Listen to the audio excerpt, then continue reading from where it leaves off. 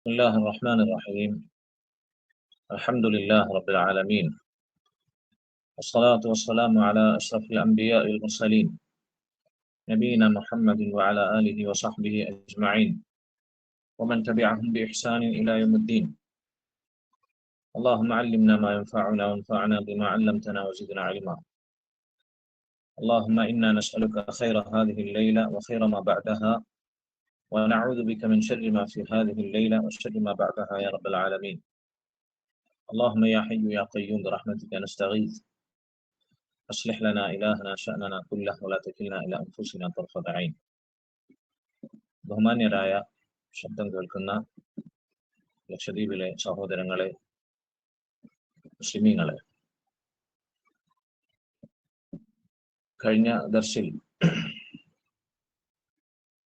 അല്ലാഹു സുബ്ഹാനഹു വ തആലയുടെ തൗഹീദ് അതെങ്ങനെ നമ്മൾ മനസ്സിലാക്കണം, അഹ്ലുസുന്ന വൽ ജമാഅ തൗഹീദിന് നൽകിയിട്ടുള്ള 3 വിഭജനങ്ങൾ, 3 തഖ്സീമാത്തുകൾ, അറബിയിൽ പറയുകയാണെങ്കിൽ തൗഹീദിനെ അവർ 3ആയി തരംതിരിച്ചിട്ടുണ്ട്. ഖുർആനിന്റെയും സുന്നത്തിന്റെയും അടിസ്ഥാനത്തിൽ അഹ്ലുസുന്ന വൽ ജമാഅ തൗഹീദിനെ 3ആയി തരംതിരിച്ചിരിക്കുന്നു. നമ്മൾ അതാണ് വിശദീകരിച്ചുകൊണ്ടിരുന്നത്. ഒന്ന്, അല്ലാഹു സുബ്ഹാനഹു വ തആലയുടെ ഖസായിസുകളിൽ, അല്ലാഹുവിന്റെ പ്രത്യേകതകളിൽ അവൻ ഏകനാക്കുന്ന തൗഹീദാണ്. അതിൽ തൗഹീദുർ റുബൂബിയ്യത്തും തൗഹീദുൽ അസ്മാഇ വസിഫാത്തും ഉൾപ്പെടും. തൗഹീദുർ റുബൂബിയ്യത്ത് എന്ന് പറഞ്ഞാൽ നമ്മൾ മനസ്സിലാക്കി, അല്ലാഹു സുബ്ഹാനഹു വ തആല അവനാണ് നമ്മെ സൃഷ്ടിച്ചത്, അവനാണ് നമ്മെ ജീവിപ്പിക്കുന്നത്, അവനാണ് നമ്മെ മരിപ്പിക്കുന്നത്, അവനാണ് നമുക്ക് റിസ്ക് നൽകുന്നത്, അവനാണെല്ലാം ഉടമപ്പെടുത്തുന്നത്, നിയന്ത്രിക്കുന്നത്. ഇങ്ങനെ അല്ലാഹു സുബ്ഹാനഹു വ തആലയുടെ റുബൂബിയ്യത്തിന്റെ വിശേഷണങ്ങൾ, അതിൽ അവൻ ഏകനാക്കലാണ് തൗഹീദുർ റുബൂബിയ്യ. തൗഹീദുൽ അസ്മാഇ വസിഫാത്ത് എന്ന് പറഞ്ഞാൽ അല്ലാഹു സുബ്ഹാനഹു വ തആലയുടെ അതിമനോഹരങ്ങളായ അത്യുത്കൃഷ്ടങ്ങളായ നാമങ്ങൾ, അവന്റെ പേരുകൾ, അതിലടങ്ങിയിട്ടുള്ള അവന്റെ ഉന്നതങ്ങളായ വിശേഷണങ്ങൾ, അതിൽ അവൻ ഏകനാണ്, അവന് യാതൊരു പങ്കുകാരുമില്ല, അവന് പേരത്ത ഒരാളുമില്ല, അവന് തുല്യനായ ഒരാളുമില്ല, അവന്റെ വിശേഷണമൊത്ത ഒരാളുമില്ല, അതിൽ അവൻ ഏകനാണ്. ഇതാണ് തൗഹീദുൽ അസ്മാഇ വസിഫാത്ത്. ഈ 2 തൗഹീദിലും അള്ളാഹുവിന്റെ പ്രത്യേകതകളെയാണ് നമ്മൾ അവൻ ഏകനാക്കുന്നത്. തൗഹീദുർ റുബൂബിയ്യത്ത് ആണെങ്കിലും തൗഹീദുൽ അസ്മാഇ വസിഫാത്ത് ആണെങ്കിലും അള്ളാഹുവിന്റെ പ്രത്യേകതകളാണ്, അള്ളാഹുവിന്റെ വിശേഷണങ്ങളാണ്, അള്ളാഹുവിന്റെ പേരുകളാണ്, അള്ളാഹുവിന് മാത്രം കഴിയുന്ന കാര്യങ്ങളാണ്. ഇനി തൗഹീദിന്റെ 3ാമത്തെ ഇനം, ഇത് രണ്ടും മാത്രം വിശ്വസിച്ചത് കൊണ്ട് ഒരാൾ മുസ്ലിം ആകുന്നില്ല, ഒരാളുടെ ഈമാൻ പൂർണ്ണമാകുന്നില്ല, ഒരാളുടെ ലാ ഇലാഹ ഇല്ലല്ലാഹ് ശരിയാകുന്നില്ല, ഒരാളുടെ തൗഹീദ് അത് പൂർത്തിയാകുന്നില്ല. ഇത് അംഗീകരിക്കുന്ന ഒരു മുസ്ലിം, അള്ളാഹു മാത്രമാണ് എന്നെ പടച്ചത്, അവൻ മാത്രമാണ് എന്നെ സൃഷ്ടിച്ചത്, അവൻ അതിൽ ഏകനാണ്, അവന് യാതൊരു പങ്കുകാരുമില്ല, അവനെല്ലാം കാണുന്നവനാണ്, അവനെല്ലാം കേൾക്കുന്നവനാണ്, അവനെല്ലാം അറിയുന്നവനാണ്, അവൻ സർവശക്തനാണ്. ഇങ്ങനെ അള്ളാഹുവിന്റെ പ്രത്യേകതകളിൽ അവൻ ഏകനാണ്, അവന് തുല്യനായ ഒരു ശക്തിയുമില്ല, ഒരാളുമില്ല, ഒരു പടപ്പുമില്ല എന്നൊരാൾ വിശ്വസിച്ചത് കൊണ്ട് മാത്രം അവന്റെ തൗഹീദ് പൂർത്തിയാകുന്നില്ല, അവൻ മുസ്ലിമാകുന്നില്ല. ഇതൊരു പരിധിവരെ സാക്ഷാൽ മക്കയിലെ മുശ്രിക്കുകൾ വരെ വിശ്വസിച്ചിരുന്നു. നമ്മളത് സൂചിപ്പിക്കുകയുണ്ടായി. മക്ക മുശ്രിക്കുകൾക്ക് വരെ തൗഹീദുർ റുബൂബിയ്യത്തിലും തൗഹീദുൽ അസ്മാഇ വസിഫാത്തിലും കാര്യമായ അഭിപ്രായ വ്യത്യാസം നബി സല്ലല്ലാഹു അലൈഹി വസല്ലമയോടും സഹാബത്തിനോടും ഉണ്ടായിരുന്നില്ല. അവർക്ക് അള്ളാഹുവിന്റെ പ്രത്യേകതകൾ അറിയാമായിരുന്നു. പക്ഷേ സാക്ഷാൽ മക്ക മുശ്രിക്കുകൾക്ക് ശിർക്ക് സംഭവിച്ചത് എവിടെയാണ്? അവർ മക്ക മുശ്രിക്കുകളായത് എന്തുകൊണ്ടാണ്? അവരോട് നബിയും സഹാബത്തും യുദ്ധം ചെയ്തത് എന്തുകൊണ്ടാണ്? അവർക്ക് പിഴവ് പറ്റിയത് എവിടെയാണ്? അത് തൗഹീദുൽ ഉലൂഹിയ്യത്തിലാണ്. തൗഹീദുൽ ഉലൂഹിയ എന്നത് തൗഹീദിന്റെ 3ാമത്തെ ഇനമാണ്. അല്ലാഹു സുബ്ഹാനഹു വ തആലയുടെ പ്രത്യേകതകളിൽ അവൻ ഏകനാണ് എന്നൊരു മനുഷ്യൻ അംഗീകരിച്ചാൽ ശരി, ഇനി എന്താണ് അവന് പ്രവർത്തിക്കാനുള്ളത്? അള്ളാഹുവിനെ കുറിച്ചുള്ള നിന്റെ വിശ്വാസത്തിൽ അള്ളാഹു ഏകനാണ്, അവന്റെ പ്രത്യേകതകളിൽ, ഞാൻ നേരത്തെ പറഞ്ഞതുപോലെ അള്ളാഹുവിന്റെ നാമങ്ങളിൽ, വിശേഷണങ്ങളിൽ, അവന് മാത്രം പ്രത്യേകമായ അവന്റെ റുബൂബിയ്യത്തിന്റെ അടയാളങ്ങളിൽ അവൻ ഏകനാണ്. ശരി, അതാണ് നമ്മളെ വിശ്വാസം അള്ളാഹുവിനെ കുറിച്ചുള്ളത്. ഇനി നമ്മൾ എന്ത് ചെയ്യണം? അതാണ് തൗഹീദുൽ ഉലൂഹിയ്യത്തിൽ ചർച്ച ചെയ്യുന്ന കാര്യം. നമ്മുടെ പ്രവർത്തനങ്ങളിൽ അള്ളാഹുവിനെ ഏകനാക്കണം. നമ്മുടെ ഇബാദത്തുകളിൽ, അള്ളാഹുവിന് വേണ്ടി നമ്മൾ സമർപ്പിക്കുന്ന ആരാധനകളിൽ അവൻ ഏകനാക്കണം. മുൻപ് പറഞ്ഞ തൗഹീദിന്റെ 2 ഇനങ്ങളിലും അള്ളാഹുവിനെ ഏകനാക്കുന്ന ഒരു മനുഷ്യൻ അവനവന്റെ പ്രവർത്തനത്തിൽ അതിനെ പ്രാവർത്തികമാക്കേണ്ടത് അള്ളാഹുവിന് മാത്രം ഇബാദത്ത് നൽകിക്കൊണ്ടാണ്, അള്ളാഹുവിന് മാത്രം ആരാധനകൾ സമർപ്പിച്ചുകൊണ്ടാണ്.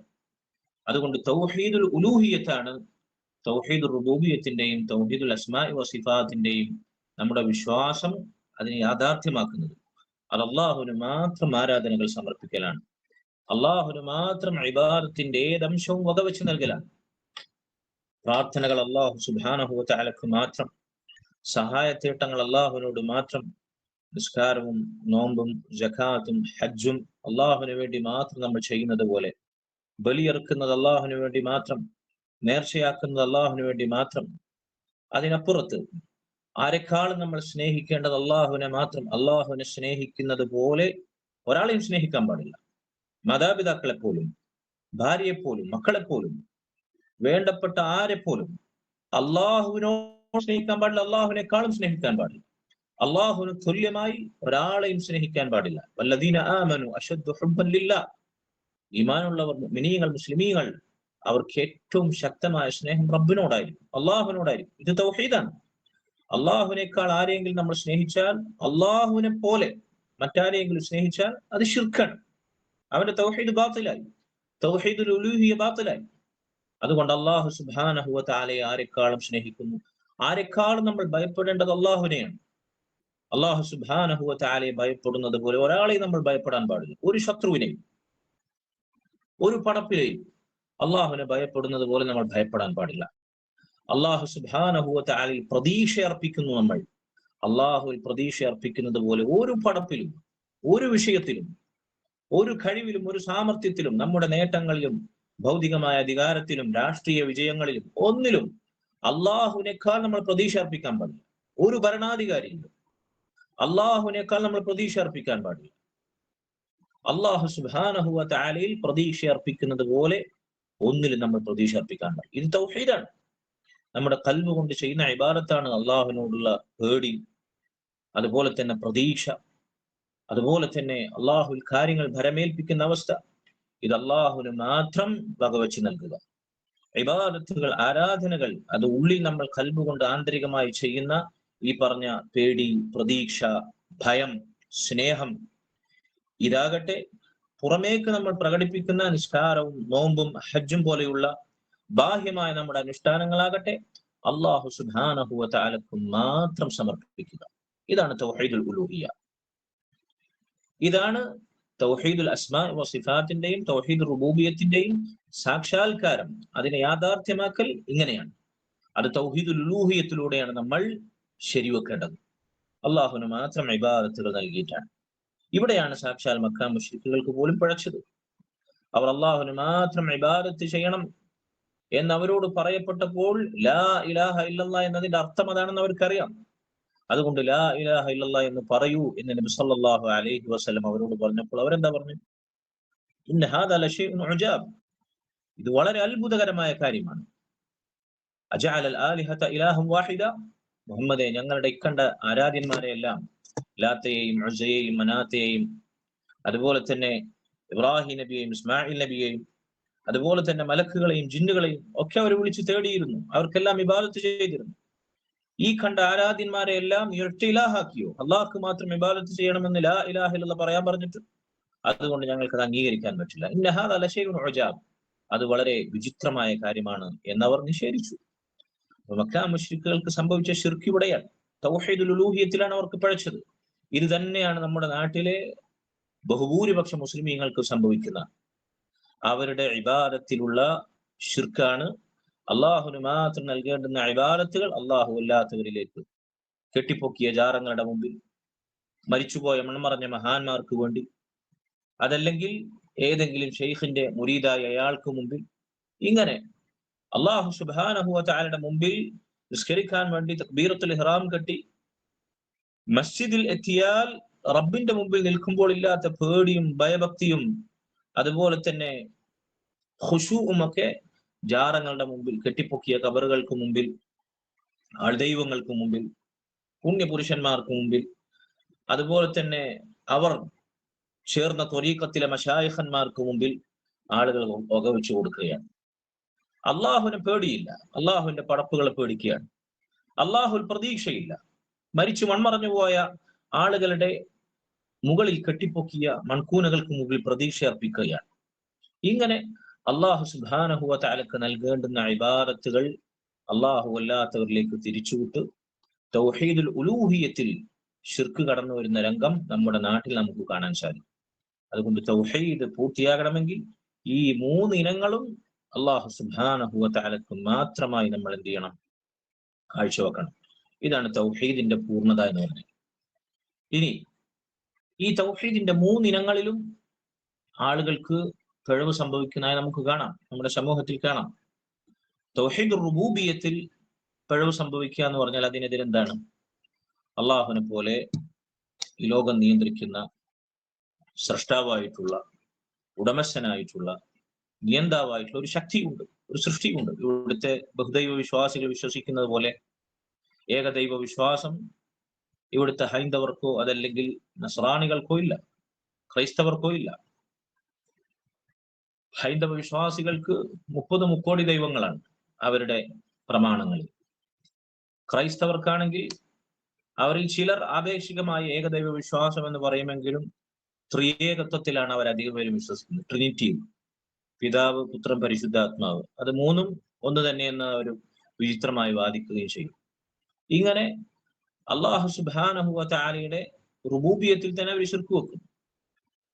ഇത് മുസ്ലിമീങ്ങൾക്കിടയിൽ കാണാം. ഞങ്ങൾ അള്ളാഹുവിൽ മാത്രം വിശ്വസിക്കുന്നു എന്ന് പറയുന്ന മുസ്ലിമീങ്ങൾക്കിടയിലും അള്ളാഹുവിന്റെ റുബൂബിയത്തിൽ ശിർക്ക് വെക്കുന്ന, പങ്കു ചേർക്കുന്ന ബഹുദൈവ വിശ്വാസത്തിന്റെ ശിർക്കിന്റെ അടയാളങ്ങൾ നമുക്ക് കാണാം. ഏറ്റവും ലളിതമായി പറഞ്ഞാൽ നമ്മുടെ നാട്ടിൽ വ്യാപകമായി ഇന്നും അതിനുവേണ്ടി കുഴലൂതുന്ന മൊയ്ലിയന്മാരെ നമുക്ക് കാണാം. CM മടവൂരാണ് ലോകം നിയന്ത്രിക്കുന്നത് എന്ന വാദം. സുബ്ഹാനല്ലാഹ് വൽഇയാദു ബില്ലാഹ്. ഏതാനും വർഷങ്ങൾക്ക് മുമ്പ് ബുദ്ധിക്ക് സ്ഥിരതയില്ലാതെ മാനസിക രോഗം വന്ന് നോമ്പ് നോക്കാത്ത, നിസ്കരിക്കാത്ത, വൃത്തിയിലും വെടുപ്പിലും നടക്കാത്ത ഒരു മനുഷ്യൻ, അല്ലാഹു ആലം, അദ്ദേഹത്തിന്റെ പ്രത്യക്ഷത്തിൽ അങ്ങനെയാണ് മനസ്സിലാവുന്നത്.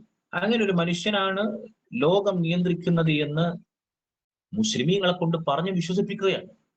മുദബ്ബിറുൽ ആലം, അല്ലാഹുവിന് വമൻ യുദബ്ബിറുൽ അംറ ഇല്ലല്ലാഹ്, അല്ലാഹു ഖുർആനിൽ ചോദിക്കുകയാണ്, കാര്യങ്ങൾ നിയന്ത്രിക്കുന്നവൻ അല്ലാഹു അല്ലാതെ മറ്റാരാണ് എന്ന് അല്ലാഹു സുബ്ഹാനഹു വ തആല അവനെ പറ്റി പറഞ്ഞ ചോദ്യം, യാഥാർത്ഥ്യം, അത് അള്ളാഹുവിന്റെ സൃഷ്ടിയായ ഒരു മനുഷ്യൻ, നമ്മുടെ നാട്ടിൽ ജീവിച്ച് മരിച്ചുപോയ ഏതാനും വർഷങ്ങൾക്ക് മുമ്പ് മരിച്ചുപോയ ഒരു മനുഷ്യൻ, അയാൾക്ക് വകവെച്ചു കൊടുക്കുക എന്ന് പറഞ്ഞാൽ അള്ളാഹുവിന്റെ റുബൂബിയത്തിന്റെ വിശേഷണമാണത്.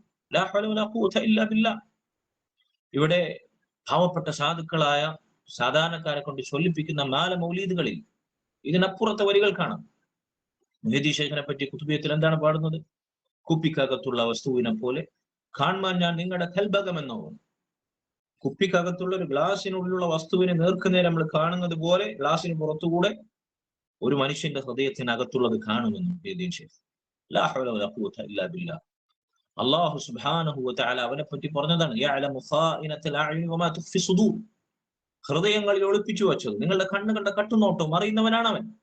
അള്ളാഹു അവനെ കുറിച്ച് പറഞ്ഞതാണ്. മുഹീദ്ദീൻ ശൈഖിനെ കുറിച്ച് പാടുകയാണ് അല്ലെ, വല്ല നിലത്തിൽ നിന്നും എന്നെ വിളിപ്പോർക്ക് വായിക്കൂടാതെ ഉത്തരം ചെയ്യും ഞാൻ എന്നവർ. എവിടെ നിന്ന് വിളിച്ചാലും വിളിക്കുന്നവരെ വിളിക്കുക അപ്പോൾ ഉത്തരം നൽകുമെന്നാണ് മുഹീദ്ദീൻ ശൈഖിനെ കുറിച്ച് പാടുന്നത്. അള്ളാഹു അവനെ പറ്റി പറഞ്ഞു, വഇദാ സഅലക ഇബാദി അന്നി ഫഇന്നി ഖരീബ് ഉജീബു ദഅവത ദാഇ ഇദാ ദഅൻ. എന്റെ അടിമകൾ എന്നെ പറ്റി ചോദിച്ചാൽ പറയുക നബിയെ, അവർക്ക് അടുത്തവനാണ് ഞാൻ, അവരെന്നോട് മാത്രം ദുആ ചെയ്താൽ ഞാൻ അവർക്ക് ഉത്തരം ചെയ്യും, എന്നെ വിളിച്ച് ദുആ ചെയ്താൽ ഞാൻ അവർക്ക് ഉത്തരം ചെയ്യും എന്ന് അള്ളാഹുവിനെ കുറിച്ച് പറഞ്ഞു. അതുപോലെ അതിനേക്കാൾ കടുപ്പത്തിൽ എവിടുന്ന് വിളിച്ചാലും എപ്പോ വിളിച്ചാലും വിളിച്ചു വായ് പൂട്ടുന്നതിന് ഉത്തരം കിട്ടും മുഹീദ്ദീൻ ശൈഖിനെ വിളിച്ചാലെന്ന് പഠിപ്പിക്കും. ഇത് ശിർക്ക് അല്ലെങ്കിൽ പിന്നെന്താണ് ശിർക്ക്? ഇത് തൗഹീദിനെതിരല്ലെങ്കിൽ പിന്നെന്താണ് തൗഹീദിനെതിരെ? ഇത് പഠിപ്പിക്കുന്ന ആളുകൾ പറയണം, മറുപടി പറയണം. മക്ക മുശ്രിക്കുകൾക്ക് സംഭവിച്ച പച്ചയായ ശിർക്ക് ഇതല്ലെങ്കിൽ, അല്ലെങ്കിൽ അതിനേക്കാൾ കടുപ്പത്തിലാണ് ഇന്ന് ഈ ഉമ്മത്തിൽ ഇത് പറഞ്ഞ് പാടി ആളുകളെ കൊണ്ട് ചെയ്യിപ്പിക്കുന്നു. ഇത് ശിർക്ക് അല്ലെങ്കിൽ പിന്നെ എന്താണ് ഇസ്ലാമിക് ശിർക്ക്? ലാ ഹൗല വലാ ഖുവത ഇല്ലാ ബില്ലാഹ്. അതുകൊണ്ട് തൗഹീദിനെതിരാണ് ഈ പറഞ്ഞ കാര്യങ്ങളെല്ലാം. തൗഹീദ് റുബൂബിയത്തിനെതിരാണ്, അള്ളാഹുവിന് മാത്രം പ്രത്യേകമായ വിശേഷണങ്ങൾ, അള്ളാഹുവിനെ കുറിച്ചുള്ള തൗഹീദിന്റെ വിശ്വാസങ്ങൾ അള്ളാഹുവിന്റെ സൃഷ്ടികൾക്ക്, ഔലിയാക്കൾക്ക്, അമ്പിയാക്കൾക്ക്, മൺമറഞ്ഞു പോയവർ ആർക്കും വകവെച്ച് നൽകുക എന്നുള്ളത്. അതിന് മുഹമ്മദ് നബി സല്ലല്ലാഹു അലൈഹി വസല്ലമക്ക് പോലും അവകാശമില്ല. നോക്കൂ, നിങ്ങൾ ഓർമ്മ വരികയാണ്, പണ്ട് മദ്രസയിൽ നബിദിനാഘോഷത്തിന്റെ ഭാഗമായി പാടി പറഞ്ഞ ഒരു അറബി മദ്ഹിൽ നബിയെ കുറിച്ച് പറഞ്ഞൊരു വരി ഓർമ്മ വരികയാണ്. ഇന്നും അത് കുട്ടികളെ കൊണ്ട് പാടിപ്പിക്കുന്നത് കാണാം. സല്ലല്ലാഹു അലൈഹി വസല്ലമയെ കുറിച്ച് അറബിയിൽ മലയാളിയായ ഇത് രചിച്ച ഉസ്താദ് എന്റെ ഉസ്താദായിരുന്നു. വളരെ പ്രശസ്തമായ ഒരു അറബിയിലുള്ള നബിയെ കുറിച്ചുള്ള മദ്ഹാണ്. യാ നബിയ സഖലൈനി യാ മുനീറൽ കൗനൈനി മുൻഖിദുൽ ലിൽ ഇൻസാനി മിൻ ജഹീമിൻ നീറാനി യാ ബദറ തമാമി യാ ശംസൽ ളലാമി മൻബഉ റഹ്മതി മൽജഅൽ ഉമ്മതി ഖുദ് ബിയദി ഫി സല്ലാത്തി. ഇത് പാടിയെന്ന് ഞാൻ മദ്രസയിൽ പഠിച്ചിരുന്ന കാലത്ത് പാടിയ പാട്ടാണിത്. ഇത് പാടിയിരുന്ന കാലത്ത് നമുക്ക് ഇതിന്റെ അർത്ഥം അറിയില്ല. പിന്നീട് അള്ളാഹുവിന്റെ തൗഫീഖ് കൊണ്ട് അറബി ഭാഷയും മനസ്സിലാക്കിയപ്പോൾ ഇതിന്റെ അർത്ഥവും അതിലടങ്ങിയിട്ടുള്ള ഷിർക്കിന്റെ ഗൗരവം മനസ്സിലായപ്പോൾ യാ സുബ്ഹാനല്ലാഹ്, എത്രമാത്രം കടുത്ത ഷിർക്കാണ് ഇതിൽ നിന്ന് പിന്നീട് ബോധ്യപ്പെടുകയുണ്ടായി. ഇന്നും ഇത് കുട്ടികളെ കൊണ്ട് ചൊല്ലിക്കുന്നുണ്ട്. എന്താണെന്നറിയോ വരികളുടെ അർത്ഥം? നബിയെ കുറിച്ച് പാടുകയാണ്, യാ നബിയ സഖലൈനി. ആദ്യത്തെ വരികളൊന്നും വലിയ പ്രശ്നമില്ല. ജിന്നുകളിലേക്കും ഇൻസുകളിലേക്കും നിയുക്തനായ നബിയെ. യാ മുനീറൽ കൗനൈനി, ഇരു പ്രപഞ്ചങ്ങൾക്കും ആകാശത്തിനും ഭൂമിക്കുമൊക്കെ പ്രകാശമായവന്. യാ മുനീറൽ കൗനൈനി യാ നബിയ സഖലൈനി യാ മുനീറൽ കൗനൈനി മുൻഖിദുൽ ലിൽ ഇൻസാനി മിൻ ജഹീമിൻ നീറാൻ. ഈ വരിയാണ് ഇതിൽ അപകടമുള്ള ഒരു വരി. മാനവരാശി ഒന്നടങ്കം നരകശിക്ഷയിൽ നിന്ന് കാത്തു രക്ഷിക്കുന്നവനെ നബി വിളിക്കാണ്. ആരാണ് മനുഷ്യർക്ക് നരകശിക്ഷയിൽ നിന്ന് കാവൽ നൽകുന്നത്? നോക്കൂ നിങ്ങൾ, നബി സല്ലല്ലാഹു അലൈഹി വസല്ലം പോലും അവിടുത്തെ ഹദീസിൽ പറഞ്ഞിട്ടുണ്ട്. ആയിഷ ബീവിയോട് ഒരിക്കൽ, ഒരാളും അവരുടെ അമൽ കൊണ്ട് നരകത്തിൽ സ്വർഗത്തിൽ പ്രവേശിക്കുകയില്ല, നരകത്തിൽ നിന്ന് രക്ഷപ്പെടുകയില്ല. ആയിഷ ബീവി ചോദിക്കുകയാണ്, റസൂലേ, അല്ലാഹുവിന്റെ റസൂലേ സല്ലല്ലാഹു അലൈഹി വസല്ലം, താങ്കളും അങ്ങനെ തന്നെയാണ്? നബി സല്ലല്ലാഹു അലൈഹി വസല്ലം അവിടുന്ന് മറുപടി പറഞ്ഞു, ഞാനും അങ്ങനെ തന്നെയാണ്. ഇല്ല അയ്യതഗമ്മദനി അല്ലാഹു ബിറഹ്മതിഹി, അള്ളാഹുവിന്റെ കാരുണ്യം കൊണ്ട് എന്നെയും മൂടിപ്പൊതിഞ്ഞാലല്ലാതെ ഞാൻ പോലും സ്വർഗത്തിൽ പ്രവേശിക്കുകയില്ല, നരകത്തിൽ നിന്ന് രക്ഷപ്പെടുകയില്ല. നബി സല്ലല്ലാഹു അലൈഹി വസല്ലം തന്റെ ഭാര്യയായ നമ്മുടെ ഉമ്മയായ ആയിഷ ബീവിയെ പഠിപ്പിക്കുകയാണ്, ഈ ഉമ്മത്തിനെ പഠിപ്പിക്കുകയാണ്. അള്ളാഹുവിന്റെ കാരുണ്യമാണ് നരകത്തിൽ നിന്ന് രക്ഷപ്പെടാനും സ്വർഗത്തിലേക്ക് പ്രവേശിക്കാനും നിദാനമായിട്ടുള്ളത്. നബി സല്ലല്ലാഹു അലൈഹി വസല്ലമക്ക് പോലും നമ്മെ നരകത്തിൽ നിന്ന് സ്വർഗത്തിലേക്ക് രക്ഷിക്കാനുള്ള അവിടുത്തേക്ക് അധികാരമില്ല. നബി സല്ലല്ലാഹു അലൈഹി വസല്ലം പോലും അവിടുത്തെ നഫ്സിനെ പറ്റി പറഞ്ഞത് അങ്ങനെയാണ്, അള്ളാഹുവിന്റെ കാരുണ്യം കൊണ്ട് മൂടിപ്പൊടിഞ്ഞാലല്ലാതെ എനിക്ക് സ്വർഗത്തിൽ പ്രവേശിക്കാൻ സാധിക്കില്ല. എന്നിട്ട് ആ നബിയെ നരകത്തിൽ നിന്ന് രക്ഷിക്കുന്നവനെ എന്ന് വിളിക്കുകയാണ്. മുസ്ലിം ഉമ്മത്തിനെ മാനവരാശി എന്ന് പറഞ്ഞു. മാനവരാശിയെ നരകത്തിൽ നിന്ന് മുൻഖിദുൽ ലിൽ ഇൻസാനി മിൻ ജഹീമിൻ നീറാനി, കത്തിജ്വലിക്കുന്ന നരകത്തിൽ നിന്ന് മാനവരാശിയെ രക്ഷിക്കുന്നവനെ. വേണമെങ്കിൽ മാനവരാശിയെ നരകത്തിൽ നിന്ന് രക്ഷിക്കാൻ കാരണമായി അള്ളാഹു നിശ്ചയിച്ചവൻ എന്ന് പറയാം. നരകത്തിൽ നിന്ന് നമുക്ക് രക്ഷ ലഭിക്കാൻ റസൂലുള്ളാഹി കാരണമാണ്, അവിടുത്തെ റിസാലത്ത് ഒരു കാരണമാണ്, അങ്ങനെ പറയാം. അതാണ് അതിലെ സൂക്ഷ്മമായ പ്രയോഗം. അതല്ലാതെ നബിക്ക് സ്വയം നമ്മെ നരകത്തിൽ രക്ഷപ്പെടുത്താൻ അള്ളാഹു അധികാരം നൽകിയിട്ടില്ല. അത് ശിർക്കിലേക്ക് പോകുന്ന വരിയാണ്. എന്നിട്ട് പറയാണ്, യാ ബദറ തമാമി യാ ശംസൽ ളലാമി, പൂർണ്ണചന്ദ്രനെ, ഇരുട്ടിൽ പ്രകാശമാകുന്ന സൂര്യനെ. പിന്നെ നബി സല്ലല്ലാഹു അലൈഹി വസല്ലമയുടെ വിശേഷണമായി പറഞ്ഞതാണെന്ന് സമാധാനിക്കാം. എന്നിട്ട് പറഞ്ഞു, യാ ബദറ തമാമി യാ ശംസൽ ളലാമി മൻബഉ റഹ്മതി. യാ സുബ്ഹാനല്ലാഹ്, ഇതാണ് അതിലെ ഏറ്റവും കടുത്ത വരി. മൻബഉ റഹ്മതി, കാരുണ്യത്തിന്റെ ഉറവിടമായവനെ. ഇത് അല്ലാഹു സുബ്ഹാനഹു വ തആല അർ-റഹ്മാൻ എന്ന അല്ലാഹുവിന്റെ അസ്മാകളിൽ ഏറ്റവും ശ്രേഷ്ഠമായ ഇസ്മുൽ ജലാല കഴിഞ്ഞാൽ, പണ്ഡിതന്മാർ അല്ലാഹ് എന്ന ഇസ്മുൽ ജലാല കഴിഞ്ഞാൽ അല്ലാഹുവിന്റെ അസ്മാഉൽ ഹുസ്നയിൽ ഏറ്റവും ശ്രേഷ്ഠമായ നാമങ്ങളിൽ ഒന്നാണ് അർ-റഹ്മാൻ. അർ-റഹ്മാൻ, റഹ്മാനെ എന്ന ഒരാളെ അബ്ദ് ചേർത്തുകൊണ്ട് വിളിക്കാൻ പാടില്ല. റഹീമെ നമുക്ക് വിളിക്കാം. അതുപോലെ തന്നെ അല്ലാഹു സുബ്ഹാനഹു വ തആലയുടെ മറ്റു നാമങ്ങൾ സമീഅ, അലീം എന്ന് വിളിക്കാം. പക്ഷെ അർ-റഹ്മാൻ എന്ന പേര് കേവലം അബ്ദ് ചേർക്കാതെ റഹ്മാനെ എന്ന് വിളിക്കാൻ പാടില്ല. ബാക്കിയുള്ള അള്ളാഹുവിന്റെ പേരുകളിലേക്ക് ചേർത്ത് അബ്ദിട്ടാൽ അബ്ദ് ഒഴിവാക്കി നമുക്ക് വിളിക്കാമെങ്കിലും, അതുപോലെ തന്നെ റസാഖ്, അത് വിളിക്കുമ്പോൾ ശ്രദ്ധിക്കണമെന്ന് പണ്ഡിതന്മാർ പറയുന്നുണ്ട്. റഹ്മാനെ എന്ന് ഒരിക്കൽ പോലും, നമ്മുടെ നാട്ടിൽ റഹ്മാൻ എന്ന് മാത്രം പേരിടുന്ന ആളുകളുണ്ട്, സെലിബ്രിറ്റികളുണ്ട്, അവരനുകരിക്കുന്നവരുണ്ട്. അത് പാടില്ല. കാരണം റഹ്മാൻ എന്നത് അല്ലാഹു സുബ്ഹാനഹു വ തആലക്ക് മാത്രം വിശിഷ്ടമായ പേരാണ്. അവന്റെ സൃഷ്ടികളിൽ റഹീം എന്ന പേരുള്ളവരുണ്ടെങ്കിലും റഹ്മാനിന്റെ അർത്ഥം എന്താണ്? അപ്പോ റഹ്മാനിന്റെ അർത്ഥം മംബഉർ റഹ്മാനാണ്.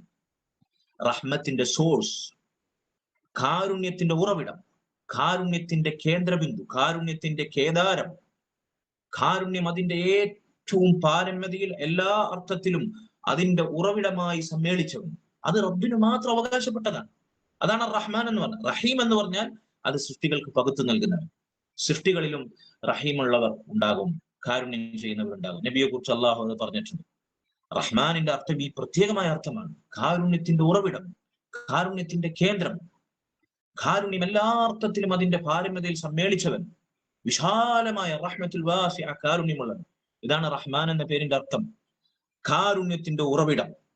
ഈ പേരാണ് മംബഉർ റഹ്മത്തി ഞാൻ നേരത്തെ പറഞ്ഞ വരിയിൽ നബിക്ക് ചേർത്തി കൊടുത്തത്. കാരുണ്യത്തിന്റെ ഉറവിടമായവരെ, അള്ളാഹുവിന് മാത്രമുള്ള വിശേഷം. മംബഉർ റഹ്മത്തി മൽജഉൽ ഉമ്മത്തി, ഉമ്മത്തിന് അഭയസ്ഥാനമായവരെ. അള്ളാഹു റസൂലുള്ളാഹി സ്വല്ലല്ലാഹു അലൈഹി വസല്ലം എല്ലാ രാത്രിയും ഉറങ്ങാൻ കിടക്കുമ്പോൾ നമ്മെ പഠിപ്പിച്ച ദുആകളിൽ ഒരു ദുആണ്, ലാ മൽജഅ വലാ മൻജഅ ഇല്ലാ ഇലൈക്. അള്ളാഹുവേ, ഒരു അഭയവും ഒരു രക്ഷാകേന്ദ്രവും നീ അല്ലാതെ മറ്റാരുമല്ല, നിന്നിൽ നിന്നല്ലാതെ നിന്നിലേക്കല്ലാതെ ഒരു രക്ഷയും അഭയവും അവലംബവുമില്ല. അള്ളാഹു മാത്രമാണ് നമ്മുടെ മൽജ എന്ന് റസൂലുള്ളാഹി സ്വല്ലല്ലാഹു അലൈഹി വസല്ലം പഠിപ്പിച്ചിരിക്കുക. ആ റസൂലുള്ളാഹിനെ വിളിച്ചിട്ട് പറയാണ്, പിന്നെ മംബഉർ റഹ്മത്തി മൽജഉൽ ഉമ്മത്തി, ഉമ്മത്തിന് അഭയസ്ഥാനമായവനെ, കാരുണ്യത്തിന്റെ ഉറവിടമേ. അള്ളാഹുവിന് മാത്രം വകവെച്ച് നൽകിയ നബി സല്ലല്ലാഹു അലൈഹി വസല്ലം അള്ളാഹുവിനെ കുറിച്ച് പഠിപ്പിച്ച അവന് മാത്രം പ്രത്യേകമായ വിശേഷണങ്ങൾ നബിക്ക് ചേർത്തി കൊടുക്കുകയാണ്. നോക്കൂ നിങ്ങൾ, കുട്ടികളെ കൊണ്ട് ഇത് നബി സ്നേഹത്തിന്റെ പേരിൽ, നബിദിനത്തിന്റെ പേരിൽ, മദ്ഹിന്റെ പേരിൽ പാടിപ്പിക്കുകയാണ്. ഇന്നും ആ വരികൾ വ്യാപകമായി തിരുത്തപ്പെടാതെ പ്രചരിക്കുകയാണ്. അള്ളാഹു നമ്മെ കാത്ത് രക്ഷിക്കുമാറാകട്ടെ. നോക്കൂ നിങ്ങൾ, ഇങ്ങനെ അള്ളാഹു സുബ്ഹാനഹു വ തആലക്ക് മാത്രം പ്രത്യേകമായ വിശേഷണങ്ങൾ, അവന്റെ ഖസായിസുകൾ, അതിൽ അള്ളാഹു അല്ലാത്തവർക്ക്, സാക്ഷാൽ മുഹമ്മദ് നബി സല്ലല്ലാഹു അലൈഹി വസല്ലമക്ക് പോലും അത് വകവെച്ചു കൊടുക്കാൻ അള്ളാഹു അനുവദിച്ചിട്ടില്ല, അവിടുന്ന് പഠിപ്പിച്ചിട്ടില്ല. നബി സല്ലല്ലാഹു അലൈഹി വസല്ലം അത് പഠിപ്പിച്ചിട്ടില്ല. അതാണ് ശിർക്ക്. അള്ളാഹു സുബ്ഹാനഹു വ തആലക്ക് മാത്രം നൽകേണ്ടുന്ന ഇബാദത്തുകൾ അള്ളാഹു അല്ലാത്തവരിലേക്ക് തിരിച്ചുവിട്ടാൽ അതും ശിർക്കാണ്. നമുക്കറിയാം, അള്ളാഹു അല്ലാത്തവർക്ക് മുമ്പിൽ സുജൂദ് ചെയ്യുന്നവർ, ഖബറുകളിൽ പോയി സുജൂദ് ചെയ്യുന്നവർ. അജ്മീറിലൊക്കെ പോയി കഴിഞ്ഞാൽ അവിടെ കാണാം, അജ്മീർ ദർഗക്ക് ചുറ്റും തവാഫ് ചെയ്യുന്ന ആളുകളെ കാണും, ബഹുജനങ്ങളെ. അവിടെ ജാതിമത ഭേദമന്യ ആളുകൾ വരുന്നെന്നാ പറയുന്നത്. അല്ലാഹു അഅലം. ഖബറുകൾക്ക് ചുറ്റും തവാഫ് ചെയ്യുക. ഇസ്ലാമിലാകെ തവാഫ് ചെയ്യാൻ കടപ്പെട്ടത് എവിടെയാണ് നിങ്ങൾക്കറിയാം? കാബയിൽ പോയി തവാഫ് ചെയ്യണം നമ്മൾ. ഉംറക്കാണെങ്കിലും ഹജ്ജിനാണെങ്കിലും അവിടെ മാത്രമാണ് ഇസ്ലാമിൽ തവാഫ് എന്നത് ഒരേ ഒരു സ്ഥലത്ത് മാത്രമാണ് അള്ളാഹു അനുവദിച്ചിട്ടുള്ളത്, ശർആക്കിയിട്ടുള്ളത്. അത് കഅബയിലാണ്. ആ തവാഫ് പോലും ഖബറുകളിൽ നടത്തുന്ന നമുക്ക് കാണാം. നമ്മുടെ നാട്ടിൽ ചിലപ്പോൾ അതില്ലെങ്കിലും, കേരളത്തിൽ അത് കാണുന്നില്ലെങ്കിലും കേരളത്തിന് പുറത്തൊക്കെ സംഭവിക്കുന്നുണ്ട്. അതുപോലെ തന്നെ നിലവിളക്ക് കൊത്തുന്നു, അവിടെ തിരികെത്തിക്കുന്നു. അതുപോലെ തന്നെ പുഷ്പാർച്ചന പോലെ പൂക്കൾ വിതറുന്നു, മാല കോർക്കുന്നു. ഇങ്ങനെ അള്ളാഹു സുബ്ഹാനഹു വ തആല അവന്റെ ദീനിൽ യാതൊരു തെളിവുമില്ലാത്ത ശിർക്കൻ ആചാരങ്ങൾ അള്ളാഹു അല്ലാത്തവർക്ക് മുമ്പിൽ സമർപ്പിക്കുന്ന, മരിച്ച മയ്യിത്തിന് മുമ്പിൽ ഖബറുകളിൽ സമർപ്പിക്കുന്ന കാഴ്ചകൾ നമുക്ക് നാട്ടിൽ വ്യാപകമായി കാണാം. സഹോദരങ്ങളെ, ഞാൻ കേട്ടിട്ടുണ്ട് ലക്ഷദ്വീപിലും ഇത്തരത്തിലുള്ള ജാറങ്ങളും ഉറൂസുകളും നേർച്ചകളും നടക്കുന്നുണ്ടെന്ന്. ഞാൻ വരാത്തത് കൊണ്ട് എനിക്ക് അനുഭവമില്ല. എന്നെക്കാൾ നിങ്ങൾക്കറിയാം അവിടുത്തെ യാഥാർത്ഥ്യങ്ങൾ. ശരിയല്ലേ? അവിടെയും ജാറങ്ങളും ഉറൂസുകളൊക്കെ നടക്കുന്നുള്ള യാഥാർത്ഥ്യമല്ലേ?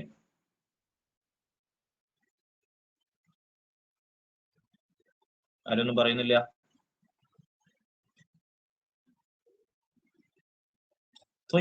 ഇതെല്ലാം അള്ളാഹു സുബ്ഹാനഹു വ തആല ദീനിൽ പഠിപ്പിച്ച, റസൂലുള്ളാഹി സ്വല്ലല്ലാഹു അലൈഹി വസല്ലം പഠിപ്പിച്ച, നമ്മൾ ഈ പഠിച്ചുകൊണ്ടിരിക്കുന്ന, നമ്മൾ ഇത്രയും ദിവസമായി ചർച്ച ചെയ്തുകൊണ്ടിരിക്കുന്ന തൗഹീദിന്റെ കടക്കൽ കത്തിവെക്കുന്നത്. നിങ്ങൾക്കറിയാമല്ലോ, പറയാതെ തന്നെ അറിയാമല്ലോ, ഞാൻ നേരത്തെ പറഞ്ഞതുപോലെ മസ്ജിദിൽ അള്ളാഹിന്റെ മുമ്പിൽ സുജൂദിൽ വീണാൽ, നിസ്കരിക്കുമ്പോൾ കൈകെട്ടിയാൽ, റബ്ബിന്റെ മുമ്പിൽ അവനുമായിട്ടുള്ള മുനാജാത്ത് നടത്തുന്ന, സംഭാഷണം നടത്തുന്ന നിസ്കാരത്തിൽ പോലും ഇല്ലാത്ത ഭയഭക്തിയാണ് ചിലർക്ക് ജാറത്തിൽ പോയാൽ. ചിലർ ജാറത്തിൽ പോയി കഴിഞ്ഞാൽ കള്ളം പറയില്ല, കളവ് പറയില്ല, അവിടെ പോയി കള്ളസത്യം ചെയ്യില്ല. അള്ളാഹിന്റെ പേരിൽ എത്ര കളവ് പറയാനും വല്ലാഹി ഇട്ടിട്ട് എത്ര കളവ് പറയാനും ഒരു മടിയില്ല. പക്ഷെ ചില ജാറങ്ങളിൽ പോയി കഴിഞ്ഞാൽ അവിടെ എത്ര പേരും കള്ളനാണെങ്കിലും അവിടെ കള്ളം പറയാൻ കളവ് പറയാൻ മടിക്കുമെന്നാണ്. അങ്ങനത്തെ ജാറങ്ങളുണ്ട്. അതുപോലെ തന്നെ കുട്ടികളില്ലാത്തവർക്ക് ചില ജാറങ്ങളിൽ പോയി തൊട്ടിൽ കെട്ടിയാൽ കുട്ടിയില്ലാത്തവർക്ക് കുട്ടിയെ കിട്ടുമെന്നാണ്. തൊട്ടിൽ കെട്ടിയാൽ മതി. അങ്ങനത്തെ ചില ജാറങ്ങൾ. കല്ല് നാട്ടുകല്ല് എന്ന് പറഞ്ഞ പിന്നെ മണ്ണാർക്കാട് ഭാഗത്തുള്ള പാലക്കാട് ജില്ലയിലെ നാട്ടുകല്ല് കല്ലാണ് അവിടുത്തെ പ്രതിഷ്ഠ. ഇങ്ങനെ പലതും കാണും. ഇവിടെ മലപ്പുറം ജില്ലയിൽ കുറ്റിപ്പുറത്ത് ഈ നാഷണൽ ഹൈവേ പരിഷ്കാരത്തിൽ പോലും പൊളിച്ചു മാറ്റാൻ പറ്റാത്ത ഒരു റോഡിന് നടുക്കുള്ള ഒരു ജാറുണ്ട്. എത്രയോ ബിൽഡിങ്ങുകളും മറ്റൊക്കെ പൊളിച്ചു മാറ്റിയിട്ടും അത് പൊളിക്കാൻ അനുവദിച്ചിട്ടില്ല എന്നാണ് കേട്ടത്. അതുകൊണ്ട് സഹോദരങ്ങളെ, ഇത് തൗഹീദിനെതിരാണ്. അവന് മാത്രം നൽകേണ്ടുന്ന ഇബാദത്തുകൾ, അത് ഞാൻ നേരത്തെ പറഞ്ഞില്ല, സുജൂദും തവാഫും അല്ലെങ്കിൽ പ്രത്യക്ഷമായ ദുആയും തേട്ടങ്ങളും മാത്രമല്ല, നേർച്ചയും വഴിപാടും അതുപോലെ തന്നെ ബലിയർക്കലും മാത്രമല്ല, മനസ്സിലുള്ള ഇഷ്ടം. ഞാൻ നേരത്തെ പറഞ്ഞു, അല്ലാഹു സുബ്ഹാനഹു വ തആലയെ ഇഷ്ടപ്പെടുന്നതിനേക്കാൾ ഒരാളെ നമ്മൾ ഇഷ്ടപ്പെടാൻ പാടില്ല. അള്ളാഹുവിന്റെ കൽപ്പനകളെക്കാൾ ഒരാളുടെ കൽപ്പനക്ക് നമ്മൾ സ്ഥാനം കൊടുക്കാൻ പാടില്ല. അള്ളാഹുവിന്റെ ഇഷ്ടങ്ങളെക്കാൾ ഒരു പടപ്പിന്റെയും ഇഷ്ടത്തിന്, അതാരാണെങ്കിലും, ഭാര്യയാണെങ്കിലും മക്കളാണെങ്കിലും മാതാപിതാക്കൾ അള്ളാഹ് പറഞ്ഞതിനെതിരാണോ അംഗീകരിക്കാൻ നമുക്ക് ബാധ്യതയില്ല. ഒരു മുവഹിദിനെ സംബന്ധിച്ചിടത്തോളം അള്ളാഹു ഹറാമാക്കിയ ഒരു കാര്യം, അവന്റെ ദീനിൽ ഹറാമായ ഒരു കാര്യം, മാലോകർ മുഴുവൻ, മനുഷ്യർ മുഴുവൻ അത് വലിയ സംഭവമായി, നന്മയായി, പോരിശയായി, സ്വാതന്ത്ര്യമായി, പുരോഗമനമായി കൊട്ടിഘോഷിച്ചാലും അള്ളാഹിന്റെ ദീനിൽ ഹറാമാണ്, അത് ഹറാമാണ്. ഒരു മുവഹിദിനെ സംബന്ധിച്ചിടത്തോളം, മുസ്ലിമിനെ സംബന്ധിച്ചിടത്തോളം അവനെ ഒഴിവാക്കണം. ആരൊക്കെ ചെയ്താലും ശരി, മനുഷ്യന്മാർ മുഴുവൻ അത് കൊട്ടിഘോഷിച്ചാലും ശരി, ഇതെല്ലാം തൗഹീദിന്റെ ഭാഗമാണ്. അതുകൊണ്ട് സഹോദരങ്ങളെ, നമ്മുടെ ഇഷ്ടം, നമ്മുടെ സ്നേഹം, നമ്മുടെ ഭയം, നമ്മുടെ പ്രതീക്ഷ അല്ലാഹു സുബ്ഹാനഹു വ തആലക്ക് മുകളിൽ ഒരാളെയും സ്ഥാപിക്കാത്ത രൂപത്തിലാണ്. ഇതെല്ലാം തൗഹീദിന്റെ പാഠങ്ങളാണ്. ശരി, മറ്റൊരു പ്രധാനപ്പെട്ട വിഷയം, ഈ തൗഹീദിനെതിരായ മറ്റൊരു പ്രധാനപ്പെട്ട വിഷയം തൗഹീദുൽ അസ്മാഇ വ സിഫാത്തിൽ സംഭവിക്കുന്ന ശിർക്കാണ്. തൗഹീദുൽ അസ്മാഇ വ സിഫാത്തിൽ സംഭവിക്കുന്ന ശിർക്കിന് ഉദാഹരണമായി പണ്ഡിതന്മാർ ചിലർ പറഞ്ഞു, അല്ലാഹു സുബ്ഹാനഹു വ തആലക്ക് മാത്രം പ്രത്യേകമായ വിശേഷണങ്ങൾ അത് സൃഷ്ടികളെ പോലെയാണ് എന്നൊരാൾ വിചാരിക്കാം. ഉദാഹരണത്തിന്, അതല്ലെങ്കിൽ അല്ലാഹു സുബ്ഹാനഹു വ തആലയുടെ വിശേഷണങ്ങളായി സ്ഥിരപ്പെട്ട കാര്യങ്ങൾ തങ്ങളുടെ ബുദ്ധിക്ക് യോജിക്കുന്നില്ല, അംഗീകരിക്കാൻ പറ്റുന്നില്ല എന്ന് പറഞ്ഞ് തള്ളുക, അത് കുഫ്റാണ്. ഉദാഹരണത്തിന്, അല്ലാഹു സുബ്ഹാനഹു വ തആല അവൻ 7 ആകാശത്ത് നിന്ന് 1 ആകാശത്തേക്ക് രാത്രിയുടെ അന്ത്യയാമങ്ങളിൽ തഹജ്ജുദിന്റെ വേളയിൽ അവന്റെ ഇറക്കമുണ്ടാകും, നുസൂൽ ഉണ്ടാകും. ഇത് ഹദീസിൽ വന്നതാണ്, സ്വഹീഹായ ഹദീസുകൾ. ഒരാൾ പറയണത് എനിക്ക് അംഗീകരിക്കാൻ പറ്റുന്നില്ല, അങ്ങനെ അള്ളാഹു ഇറങ്ങി വരിക എന്റെ ബുദ്ധിക്ക് യോജിക്കുന്നില്ല, ഞാനത് അംഗീകരിക്കുന്നില്ല എന്നൊരാൾ പറഞ്ഞാൽ തൗഹീദുൽ അസ്മാഇ വ സിഫാത്തിന്റെ കടക്കലാണ് അവൻ കത്തിവെച്ചത്. തൗഹീദിന്റെ ഒരു ഇനമാണ് അവൻ പൊളിച്ചു കളഞ്ഞത്. അല്ലാഹു സുബ്ഹാനഹു വ തആല ഇറങ്ങുമെന്ന് അവൻ റസൂലുള്ളാഹി സ്വല്ലല്ലാഹു അലൈഹി വസല്ലമയോട് അറിയിച്ചിട്ടുണ്ട്. അത് സംഭവിക്കും, അത് സത്യമാണ്. അതിന്റെ രഹസ്യം നമുക്കറിയില്ല, അള്ളാഹു അറിയിച്ചെന്നിട്ടില്ല. അള്ളാഹുവിന് അനുയോജ്യമായ രൂപത്തിൽ, അവന്റെ മഹത്വത്തിന് അനുഗുണമായ രൂപത്തിൽ അവൻ ഇറങ്ങും. അതെങ്ങനെ നമുക്കറിയില്ല, അള്ളാഹു ആലം, അള്ളാഹു അറിയിച്ചു തന്നിട്ടില്ല. പക്ഷേ അത് സംഭവിക്കുമെന്നത് കളവ് പറയാത്ത നമ്മുടെ റസൂൽ സ്വല്ലല്ലാഹു അലൈഹി വസല്ലമയിൽ നിന്ന് ആധികാരികമായി ഓതന്റിക്കായി സ്ഥിരപ്പെട്ട ഹദീസ് വന്നിട്ടുണ്ട്. അത് അങ്ങനെ തന്നെ വിശ്വസിക്കണം. ഇതാണ് മുസ്ലിമിന്റെ ബാധ്യത. അതിനെനിക്ക് അംഗീകരിക്കാൻ കഴിയില്ല, ബുദ്ധിക്ക് യോജിക്കുന്നില്ല എന്ന് പറഞ്ഞ തള്ളൽ, അത് മുസ്ലിമിന്റെ നിലവാരമല്ല. അങ്ങനെ തള്ളിയാൽ വേണ്ട, അവൻ നാവ് കൊണ്ട് പറയുന്നു വേണ്ട, അവന്റെ മനസ്സിലൊരു സംശയം ഉണ്ടായാൽ മതി, അങ്ങനെയൊക്കെ സംഭവിക്കും, അതൊക്കെ ശരിയാണോ എന്നൊരു സംശയം മതി. നാവ് കൊണ്ട് അവൻ ഉരിയാടുക പോലും വേണ്ട, ആ സംശയം കൊണ്ട് അവൻ ഇസ്ലാമിൽ നിന്ന് പുറത്തു. ആ സംശയം കൊണ്ട് മാത്രം അള്ളാഹുവിന്റെ തൗഹീദിലുള്ള പിഴവ് അവൻ ഇസ്ലാമിൽ നിന്ന് പുറത്താക്കും. ലാ ഹൗല വലാ ഖുവത ഇല്ലാ ബില്ലാഹ്. അള്ളാഹുവിനെ കാത്തുരക്ഷിക്കുമാറാകട്ടെ. നമ്മുടെ നാട്ടിൽ സമസ്ത പുരോഹിതന്മാർ അല്ലാഹു സുബ്ഹാനഹു വ തആലയുടെ നാമഗുണ വിശേഷണങ്ങളിൽ സ്ഥിരപ്പെട്ട അനേകം അസ്മാകൾ, അനേകം സിഫാത്തുകൾ അവർ നിഷേധിക്കുന്നു. എണ്ണപ്പെട്ട ചില 7 സിഫാത്തുകൾ മാത്രമേ അവർ അംഗീകരിക്കുന്നുള്ളൂ. അള്ളാഹുവിന്റെ നുസൂൽ ഞാൻ നേരത്തെ പറഞ്ഞു. അതുപോലെ തന്നെ ഖുർആനിലും സുന്നത്തിലും സ്ഥിരപ്പെട്ട അള്ളാഹുവിന് കരങ്ങളുണ്ട്. യദുല്ലാഹി മൽആയ ഹദീസിൽ വന്നതാണ്. അള്ളാഹുവിന്റെ കരങ്ങൾ സമ്പന്നമാണ്, സമൃദ്ധമാണ്. അവൻ സൃഷ്ടികൾക്ക് വാരിക്കോരി നൽകുന്നവനാണ്. അതുപോലെ തന്നെ പരിശുദ്ധ ഖുർആനിൽ കാണാം, വമാ ഖദറുല്ലാഹ ഹഖ ഖദ്രി വൽ അർളു ജമീഅൻ ഖബ്ലതുഹു യൗമൽ ഖിയാമ വസ്സമാവാതു മത്വിയാതുൻ ബിയമീനി. ഖുർആനിൽ അല്ലാഹു സുബ്ഹാനഹു വ തആല പറഞ്ഞു, നിങ്ങൾ അള്ളാഹുവിനെ കണക്കാക്കേണ്ടതുപോലെ കണക്കാക്കുന്നില്ല. ഖിയാമത്ത് നാളിൽ ഭൂമി മുഴുവൻ അവന്റെ ഒരു പിടുത്തത്തിൽ ഒതുങ്ങും. ആകാശങ്ങൾ അവൻ അവന്റെ വലതു കൈയിൽ ചുരുട്ടിപ്പിടിക്കും. നോക്കൂ നിങ്ങൾ, അള്ളാഹുവിനെ കുറിച്ച് പറയണം. അള്ളാഹുവിന് കരങ്ങളുണ്ട്, അതിൽ വലതുണ്ട്. അള്ളാഹു ആകാശങ്ങൾ അവന്റെ വലതു കരത്തിൽ ചുരുട്ടിപ്പിടിക്കും. ആയത്താണ്. എന്നാൽ നമ്മുടെ നാട്ടിലെ പുരോഹിതന്മാർ പറയും അത് പിന്നെ അള്ളാഹു സുബ്ഹാനഹു വ തആലക്ക് കരങ്ങളുണ്ട് എന്ന് സലഫികൾ പറഞ്ഞാൽ കണ്ടോ, വഹാബികളുടെ അള്ളാഹ്ക്ക് കൈയുണ്ട്, കാലുണ്ട്. അള്ളാഹുവിന് കാൽപാദമുണ്ട്, അള്ളാഹുവിന് രിജുലുണ്ട്. ഇത് ഹദീസുകൾ സ്ഥിരപ്പെട്ടതാണ്. നമുക്കറിയാം ആയത്തുൽ കുർസി. ആയത്തുൽ കുർസിയിൽ പറഞ്ഞ കുർസി ഏതാണ്? വസിഅ കുർസിയുഹു സ്സമാവാതി വൽ അർദ്. അള്ളാഹുവിന്റെ കുർസി ആകാശ ഭൂമികളോളം വിസ്തൃതമാണ്. ആകാശ ഭൂമികൾ അവിടെ കൊണ്ടുപോയി വെച്ചാൽ, അള്ളാഹിന്റെ കുർസിയിൽ കൊണ്ടുപോയി വെച്ചാൽ, മരുഭൂമിയിൽ കിടക്കുന്ന ഒരു വളയത്തെ പോലെ, ഒരു വട്ടക്കണ്ണിയെ പോലെ അത് നിസാരമാകും, ചെറുതാകും. അത്രയും വലുപ്പമുള്ളതാണ് അള്ളാഹിന്റെ കുർസി. ആ കുർസി എന്നത് ഇബ്നു അബ്ബാസ് റളിയല്ലാഹു അൻഹു പറഞ്ഞു, അള്ളാഹുവിന്റെ മൗദിഉൽ ഖദമൈൻ, അള്ളാഹുവിന്റെ പാദങ്ങൾ വെക്കുന്ന അള്ളാഹുവിന്റെ പാദസ്ഥാനമാണ്, അള്ളാഹുവിന്റെ പാദപീഠമാണ് കുർസി എന്ന് പറഞ്ഞാൽ. അള്ളാഹുവിന്റെ കാൽപാദം വെക്കുന്ന സ്ഥാനം, ഒരു മൗദി, പീഠം, അത് മാത്രമാണ് കുർസി. അള്ളാഹുവിന് കാൽപാദമുണ്ട്, അവന്റെ മഹത്വത്തിന് യോജിച്ച രൂപത്തിൽ. നമുക്കറിയില്ല അതിന്റെ രഹസ്യം. അതിനെ സൃഷ്ടികളോട് നമുക്ക് ഉപമിക്കാൻ പാടില്ല. അതിങ്ങനെയാകുമോ അങ്ങനെയാകുമോ സങ്കല്പിക്കാനേ പാടില്ല. അതിനെക്കുറിച്ച് ചോദ്യം ചെയ്യാൻ പോലും പാടില്ല. അള്ളാഹുവിന് സിംഹാസനമുണ്ട്, അള്ളാഹുവിന് അർശുണ്ട്. അർശിൽ അവൻ ഇസ്തിവാ ചെയ്യും, അതവന്റെ വിശേഷണമാണ്. അർശിൽ അവൻ ആരോഹിതനാകും. എങ്ങനെ? നമുക്കറിയില്ല അതിന്റെ രഹസ്യം. അർശി എന്നത് അള്ളാഹുവിന്റെ സൃഷ്ടികളിൽ ഏറ്റവും അപാരമായ സൃഷ്ടിയാണ്.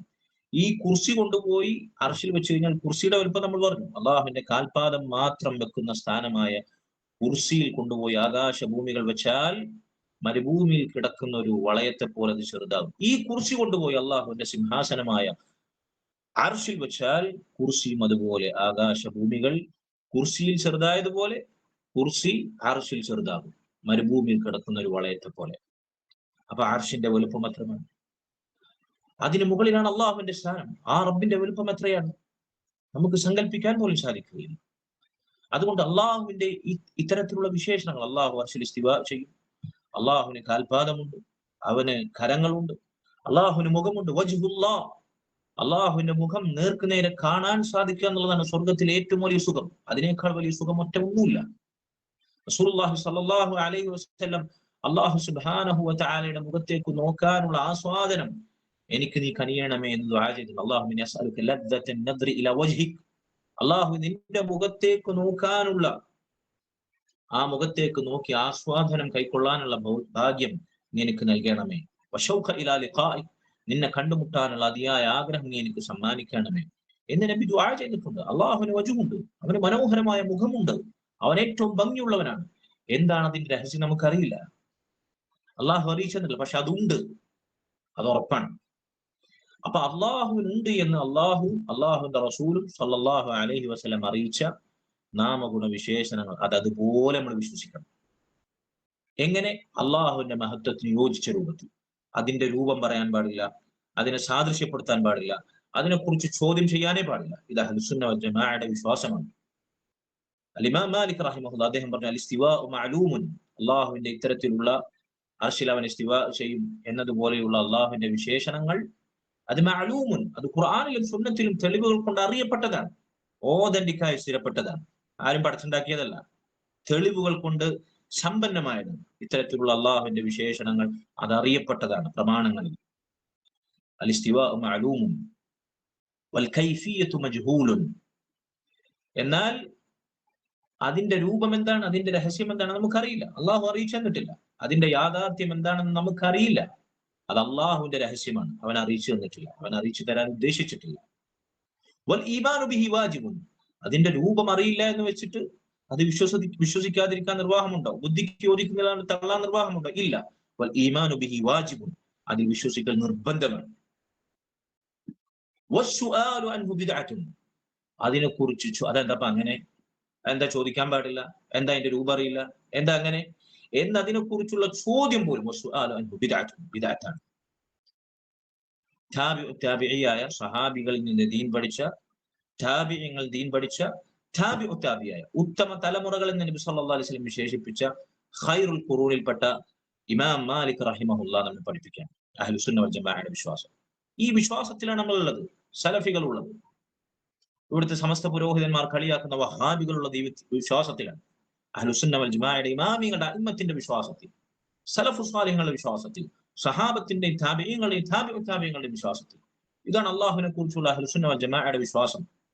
നോക്കൂ നിങ്ങൾ, ഈ വിഷയത്തിൽ വഴികേടിലായിട്ടുള്ള നമ്മുടെ നാട്ടിലെ യാഥാസ്ഥിക വിഭാഗം, ഇവര് പലപ്പോഴും അള്ളാഹുവിന്റെ പല സിഫാത്തുകളും തള്ളുന്നത് എന്തുകൊണ്ടാണെന്ന് ഇവര് പറയാ, കണ്ടോ വഹാബികൾ അള്ളാഹിനെ പിടിച്ച് മനുഷ്യന്മാരെ പോലെയാക്കി, സൃഷ്ടികളെ പോലെയാക്കി. അള്ളാഹു ആകട്ടെ അവനെ കുറിച്ച് പറഞ്ഞിരിക്കുന്നു, ലൈസ കമിസ്ലിഹി ശൈഅ് വഹുവ സമീഉൽ ബസീർ, അള്ളാഹു ഒരാളെ പോലുമല്ല, അള്ളാഹു എല്ലാം കേൾക്കുന്നവനും എല്ലാം അറിയുന്നവനുമാണ്, എല്ലാം കാണുന്നവനുമാണ് എന്ന് അള്ളാഹു അവനെ കുറിച്ച് പറഞ്ഞിട്ടില്ലേ? വലം യകുൽ ലഹു കുഫുവൻ അഹദ്, അവന് തുല്യനായ ഒരാളുമില്ല എന്ന് അള്ളാഹു പറഞ്ഞിട്ടില്ലേ? ആയത്തോ ഹദീസൊക്കെ ഓരോന്നും ചിലപ്പോ. കണ്ടോ വഹാബികൾ അള്ളാഹ്ക്ക് കൈയുണ്ട് കാലുണ്ട്, കണ്ടോ പടപ്പുകളെ പോലെ ആക്കിയില്ലേ, മനുഷ്യന്മാരെ പോലെ ആക്കിയില്ലേ, അള്ളാഹ് പറയുന്നവൻ ആരെ പോലെയുമല്ല എന്ന് പറഞ്ഞിട്ടാണ് ഈ പറഞ്ഞ സിഫാത്തുകളൊക്കെ, ഈ പറഞ്ഞ വിശേഷണങ്ങളൊക്കെ അവർ തള്ളലുള്ളത്. ഈ ന്യായം പറഞ്ഞിട്ടാണ്. യഥാർത്ഥത്തിൽ പടപ്പുകളെ പോലെ അള്ളാഹുവിനെ ഉപമിച്ചിട്ട് അവരാണ് അള്ളാഹുവിന്റെ സിഫാത്തുകളെ തള്ളിയത്. എന്താ കാരണം എന്നറിയും? അള്ളാഹുവിന് കരങ്ങളുണ്ട്, അള്ളാഹുവിന് കാൽപാദമുണ്ട്, അള്ളാഹുവിന് മുഖമുണ്ട് എന്ന് പറഞ്ഞാൽ അഹ്ലുസുന്ന വൽ ജമാഅയുടെ ഇവര് പറയുന്ന വഹാബികളുടെ സലഫികളുടെ വിശ്വാസം എന്താണ്? അത് അള്ളാഹുവിന് യോജിച്ച രൂപത്തിൽ നിന്നാണ്. നമ്മൾ ആരെങ്കിലും അള്ളാഹുവിന്റെ സൃഷ്ടികളെ പോലെ വിശ്വസിക്കുന്നുണ്ടോ? നമ്മെ പോലെ വിശ്വസിക്കുന്നുണ്ടോ? പാടില്ല. അതിനെക്കുറിച്ചുള്ള ചോദ്യം തന്നെ, ആ ചിന്ത തന്നെ പാടില്ല എന്നാണ് നമ്മൾ പഠിപ്പിക്കുന്നത്. അതാണ് അഹ്ലുസുന്ന വൽ ജമാഅയുടെ വിശ്വാസം. ഞാൻ നേരത്തെ പറഞ്ഞില്ലേ, ഇമാം മാലിക് റഹിമഹുല്ലാഹി പോലുള്ള അഇമ്മത്തുകൾ നമ്മെ പഠിപ്പിച്ച വിശ്വാസം അതാണ്. സൃഷ്ടികളെ പോലെ നമ്മൾ സങ്കല്പിക്കാനേ പാടില്ല, അതിനെക്കുറിച്ച് ചോദ്യം ചെയ്യൽ പോലും ബിദ്അത്താണെന്നാണ്. ഇങ്ങനെ നമ്മൾ വിശ്വസിക്കുന്നത്. എന്നാൽ ഇവർ അതിനെ തള്ളുന്നത് എന്തുകൊണ്ടാണെന്നറിയോ?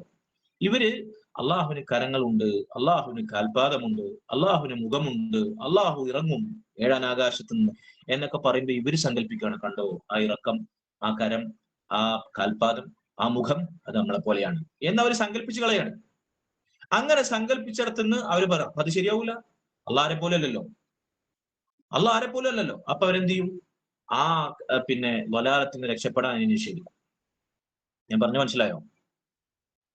ഞാൻ പറഞ്ഞു മനസ്സിലാകുന്നുണ്ട്? ആരെങ്കിലും ഒന്ന് മറുപടി പറഞ്ഞാൽ നന്നാവും. ഇത് വളരെ സെൻസിറ്റീവ് ആയ വിഷയമാണ്. ഞാൻ പറയുന്നത് ക്ലിയർ ആണോ? വ്യക്തമാണോ? മനസ്സിലായിട്ടില്ലെങ്കിൽ ചോദിക്കണം. വാളെ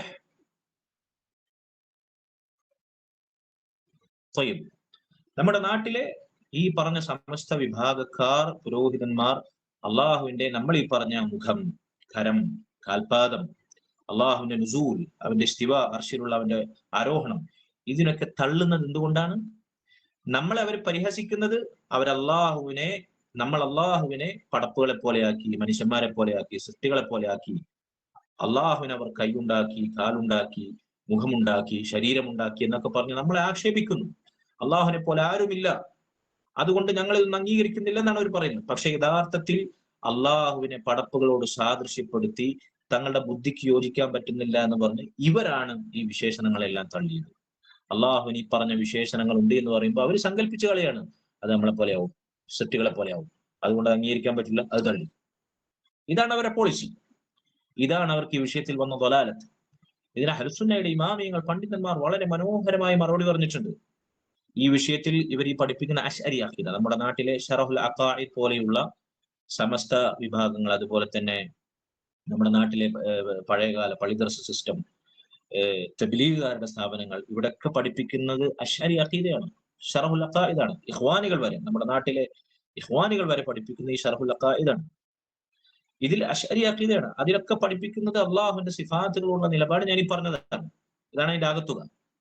അഹ്ലുസുന്ന വൽ ജമാഅ കൃത്യമായി ഇത് പഠിപ്പിച്ചു കൊടുത്തിട്ടുണ്ട്. ഉദാഹരണം, ബുദ്ധിപരമായി തന്നെ അവർ മറുപടി പറഞ്ഞിട്ടുണ്ട്. ഞാൻ ചില ഉദാഹരണങ്ങൾ പറയാം. ഷെയ്ഖ് ഇബ്നു ഉസൈമീൻ റഹിമഹുല്ലാഹ് സൗദിയിൽ ജീവിച്ചു മരിച്ച മഹാനായ പണ്ഡിതനായിരുന്നു ഷെയ്ഖ് ഇബ്നു ഉസൈമീൻ റഹിമഹുല്ലാഹ്. അദ്ദേഹത്തിന്റെ അൽ ഖവാഇദുൽ മുസ്ല എന്ന് പറയുന്ന പ്രസിദ്ധമായ ഒരു ഗ്രന്ഥമുണ്ട്, വിശ്വപ്രസിദ്ധമായ ഗ്രന്ഥം. അള്ളാഹുവിന്റെ അസ്മാ വ സിഫാത്തുകളെ കുറിച്ചുള്ള ചില നിയമങ്ങൾ ഖുർആനിന്റെയും ഹദീസിന്റെയും അടിസ്ഥാനത്തിൽ ചില പ്രിൻസിപ്പിൾസ് അദ്ദേഹം കുറിച്ചു വെച്ചിട്ടുള്ള അൽ ഖവാഇദുൽ മുസ്ല. അതിലൊക്കെ ഞാൻ ഈ പറയുന്ന മറുപടി നിങ്ങൾക്ക് വായിക്കാൻ സാധിക്കും. അറബി അറിയുന്നവർക്ക് അത് കൂടുതൽ റഫറൻസിന് വേണ്ടി ഉപയോഗപ്പെടുത്താം. ശരി, അദ്ദേഹം പറഞ്ഞു, നമ്മൾ സൃഷ്ടികൾക്കിടയിൽ തന്നെ, ഉദാഹരണത്തിന് നമുക്ക് മുഖമുണ്ട് ഇല്ലേ? പക്ഷികൾക്ക് മുഖമുണ്ട്, മൃഗങ്ങൾക്ക് മുഖമുണ്ട്, ഇതെല്ലാവർക്കും അറിയുന്ന കാര്യമാണ്. അതുപോലെ തന്നെ മനുഷ്യന് കൈയുണ്ട്, കാലുണ്ട്. ഇതുപോലെ പക്ഷികൾക്കും മൃഗങ്ങൾക്കും കൈയും കാലൊക്കെ ഉണ്ട് ഇല്ലേ? കണ്ണുണ്ട്, കാതുണ്ട്. ഇതുപോലെ പക്ഷി മൃഗാദികൾക്കൊക്കെ ഉണ്ട്. അപ്പൊ മനുഷ്യന് പിന്നെ കണ്ണുണ്ട് എന്ന് പറയുമ്പോ, അല്ലെങ്കിൽ മൃഗങ്ങൾക്ക് കണ്ണുണ്ട് എന്ന് പറയുമ്പോ, ഒരു കാക്കയ്ക്ക് കാലുണ്ട് എന്ന് പറയുമ്പോ, ഒരു പശുവിന് തലയുണ്ട് എന്ന് പറയുമ്പോ, ആരെങ്കിലും ബുദ്ധിയുള്ള മനുഷ്യന്മാർ കണ്ടോ പശുവിനെ മനുഷ്യനെ പോലെയാക്കി, അല്ലെങ്കിൽ മനുഷ്യനെ പട്ടിയെ പോലെയാക്കി, മനുഷ്യനെ പൂച്ചയെ പോലെയാക്കി, അള്ളാന്റെ സൃഷ്ടികളിൽ ഉത്കൃഷ്ടനായ മനുഷ്യനെ ഒരു മൃഗത്തെ പോലെയാക്കി, പക്ഷിയെ പോലെയാക്കി എന്നാരെങ്കിലും പറയൂ? നമുക്കും മൃഗങ്ങൾക്കും പക്ഷികൾക്കും ഒരുപോലെ സമാനമായ വിശേഷണങ്ങൾ ഉണ്ട് എങ്കിൽ, ഏത് കണ്ണോ കാതോ മൂക്കോ അതല്ലെങ്കിൽ കയ്യോ കാലോ ഉണ്ടെന്ന് മനുഷ്യന്മാർ പറയുകയാണെങ്കിൽ അതിനെക്കുറിച്ച് അവരെന്താ മനസ്സിലാക്കുക? മനുഷ്യനെ മൃഗത്തെ പോലെ ആക്കിയെന്നോ, മൃഗത്തെ മനുഷ്യനെ പോലെ ആക്കിയെന്നോ, അല്ലെങ്കിൽ പക്ഷിയെ അള്ളാഹുവിന്റെ ഉത്കൃഷ്ട സൃഷ്ടിയായ മനുഷ്യനെ പോലെ ആക്കിയെന്നോ ഉപമിച്ചു എന്ന് നമ്മൾ പറയില്ല. മറിച്ച് മൃഗത്തിന് യോജിച്ച കണ്ണുണ്ട്, കാലുണ്ട്, കൈയുണ്ട്. പക്ഷിക്ക് അങ്ങനെ തന്നെ. മനുഷ്യന് അവരിൽ നിന്ന് വ്യത്യസ്തമായ ഉത്കൃഷ്ടമായ ശാരീരിക പ്രകൃതിയുണ്ട്, അനുയോജ്യമായ അവയവങ്ങളുണ്ട്. മനുഷ്യന് യോജിച്ച രൂപത്തിൽ ഈ പറഞ്ഞ വിശേഷണങ്ങൾ അവനുണ്ട്. പക്ഷിക്ക് യോജിച്ച രൂപത്തിൽ പക്ഷിക്കുണ്ട്, മൃഗത്തിന് യോജിച്ച രൂപത്തിൽ മൃഗത്തിനുണ്ട്. എങ്ങനെയല്ല ബുദ്ധിയുള്ള മനുഷ്യന്മാർ അംഗീകരിക്കുള്ളൂ? സൃഷ്ടികൾക്കിടയിൽ തന്നെ ഓരോരുത്തർക്കും ഒരേ വിശേഷണം, ഒരേ പേരുള്ള മുഖം, കയ്യ്, കാല്, സൃഷ്ടികൾക്കിടയിൽ തന്നെ വ്യത്യസ്ത പടപ്പുകൾക്കിടയിൽ അവർക്ക് യോജിച്ച രൂപത്തിലാണുള്ളത്. ഒന്നിനെ പോലെയല്ല. മൃഗത്തെ പോലെയല്ല പക്ഷിയെ പോലെയല്ല മൃഗം, രണ്ടിനെ പോലെയുമല്ല മനുഷ്യൻ ഈ രണ്ടു വർഗത്തെ പോലെയല്ല എന്ന് നമ്മൾ വിശ്വസിക്കുന്നില്ലേ? ഇത് കേവല ബുദ്ധി അംഗീകരിക്കുന്ന കാര്യമാണ്. എങ്കിൽ പിന്നെ ഒരു പടപ്പിനെ പോലുമല്ലാത്ത, ഒരു സൃഷ്ടികളോടും താതാത്മ്യപ്പെടാത്ത, ലൈസ കമിസ്ലിഹി ഷൈ, അവന് തുല്യനായ ഒരാളുമില്ല, വലഹുൽ മസലുൽ അഅല, അവനാണ് ഏറ്റവും ഉന്നതമായ ഉപമ, വലം യകുൽ ലഹു കുഫുവൻ അഹദ്, അവന് സമാനനായ ഒരാളുമില്ല എന്ന് അല്ലാഹു അവനെ കുറിച്ച് പഠിപ്പിച്ചിരിക്കെ, അവന്റെ വിശേഷണങ്ങൾ പേരിൽ നമ്മുടെ വിശേഷണങ്ങളോട് യോജിക്കുന്നുണ്ടെങ്കിൽ അത് നമ്മെ പോലെയാണെന്ന് എങ്ങനെയാണ് ബുദ്ധിയുള്ള ഒരു മനുഷ്യൻ അംഗീകരിക്കാൻ പറ്റുക? അവന് കരങ്ങളുണ്ട്, അവന് കാൽപാദമുണ്ട്, അവന് മുഖമുണ്ട്, അവൻ ഇറങ്ങും, അവന് സ്ഥിവാശിയും, അവൻ അർശിൽ ആരോഹിതനാകും എന്ന് പറഞ്ഞാൽ അത് നമ്മൾ ചെയ്യുന്നത് പോലെയാണെന്ന് എങ്ങനെയാണ് ബുദ്ധിയുള്ള ഒരു മനുഷ്യന് പറയാൻ സാധിക്കുക? ഒരു ശരിയായ മുസ്ലിമിന് പടപ്പുകൾക്കിടയിൽ പോലും അവൻ അത് അംഗീകരിക്കുന്നില്ലല്ലോ. നേരത്തെ പറഞ്ഞ പക്ഷി മൃഗാദികളെ പോലെയല്ലല്ലോ നമ്മൾ. മനുഷ്യന് യോജിച്ച രൂപത്തിൽ അങ്ങനെ, അവർക്ക് യോജിച്ച രൂപത്തിൽ ഇങ്ങനെ. അങ്ങനെയെങ്കിൽ ഒരു മനുഷ്യനോടും ഒരു പടപ്പിനോടും സമാനനാകാത്ത, തുല്യനാകാത്ത വിശേഷണം മനുഷ്യർക്ക്, സൃഷ്ടികൾക്ക് അള്ളാഹുവിൻ്റെതായ ഒന്നുമില്ലാത്ത, ഒരാളെ പോലുമല്ലാത്ത, ഉപമകളില്ലാത്ത അള്ളാഹു സുബ്ഹാനഹു വ തആലയ്ക്ക് വിശേഷണങ്ങൾ ഉണ്ടെന്ന് പറഞ്ഞാൽ എങ്ങനെയാണ് നമ്മൾ വിശ്വസിക്കുന്നത്? അവന്റെ മഹത്വത്തിന് യോജിച്ച രൂപത്തിൽ, അവൻ അനുഗുണമായ രൂപത്തിൽ, അവൻ അനുയോജ്യമായ രൂപത്തിൽ, അങ്ങനെ തന്നെ, ഒരാളെ പോലുമല്ല. ഇതാണ് നമ്മുടെ വിശ്വാസം. ഇത് എത്ര എളുപ്പമുണ്ട്, ഇതെത്ര മനോഹരമാണ്, എത്ര ലളിതമാണ്, എത്ര സിമ്പിളാണ്. ഈ അഖീദയാണ് ഈ പറഞ്ഞ അശ്അരി അഖീദ കൊണ്ട് മറിച്ചിട്ട് പള്ളി ദർസിലെ കിതാബുകൾ ഓതിയിട്ടുള്ള ആളുകൾക്ക് ഏറ്റവും ഈ പറഞ്ഞ യാഥാസ്ഥിക മതപഠന കേന്ദ്രങ്ങളൊക്കെ പഠിച്ചവർക്ക് ഏറ്റവും വെറുപ്പുള്ള വിഷയം ഏതാണെന്ന് ചോദിച്ചു കഴിഞ്ഞാൽ അവർ പറയാം അഖീദ. ഒന്നിലേറെ ആളുകൾ എന്നോട് നേരിട്ട് പറഞ്ഞ അനുഭവമുണ്ട്. അവർ പഠിക്കുന്ന കാലത്ത് ഏറ്റവും അവർക്ക് വെറുപ്പുണ്ടായിരുന്ന, വളരെ കെട്ടിക്കൊടുക്കുണ്ടായിരുന്ന വിഷയം അഖീദയാണ്. കാരണം എന്താണെന്നറിയോ? ഈ ജാതി എന്താ പറയാ, ഫിലോസഫിയും അതുപോലെ തന്നെ ഇൽമുൽ കലാമും വചനശാസ്ത്രവും ബുദ്ധിക്ക് യോജിക്കാത്ത ഇവരുടെ സങ്കല്പങ്ങളും ഒക്കെ കൂട്ടിക്കുഴച്ച് ഇസ്ലാമിന്റെ അഖീദയെ വികലമാക്കി അശ്അരിയത്തിൽ മുക്കിയിട്ടാണ് അവരെ പഠിപ്പിച്ചത്. ഇങ്ങനെ പഠിപ്പിക്കുകയാണെങ്കിൽ അഹ്ലുസുന്ന വൽ ജമാഅയുടെ അഖീദ എത്ര ലളിതമാണ്.